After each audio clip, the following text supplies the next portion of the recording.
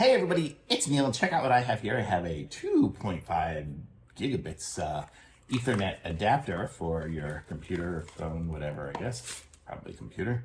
And it comes with the little adapter controller here and USB and USB-C.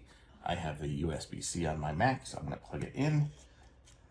And we'll see what happens here. Let's plug this in. Sorry, I can kind of show you guys what I'm doing here. My stuff is very tight back here. It's all wired in. So there we go. So we are plugged in here, and now hopefully on the computer we can see it there. Let's see what we got here. I don't know if it shows Ethernet or anything up there, but whatever. Let's just see if we are connected. Oh, we are connected. Okay, we have internet. So now if I do a speed test, let's see what we get.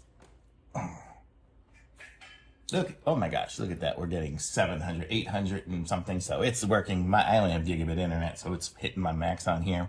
So that is great. So we're getting our full speed. So very cool, just plugging it into my USB-C. So if you have a laptop or something that doesn't have the Ethernet, you need to plug in somewhere or get some super fast speed. You usually don't get that from the wireless. This one here is uploading it 900. Watch, if I unplug it, it's gonna give me an error probably. Let's see. Unplugged now.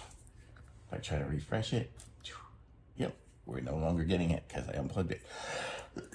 But this is really cool. So there you go, and it'll plug in through USB-C or USB. So if you need an Ethernet adapter, which is usually handy if you're going to be working anywhere near a router or something like that, you can do that if you don't have wireless. So very cool, nice, easy, super cool, and thumbs up for me.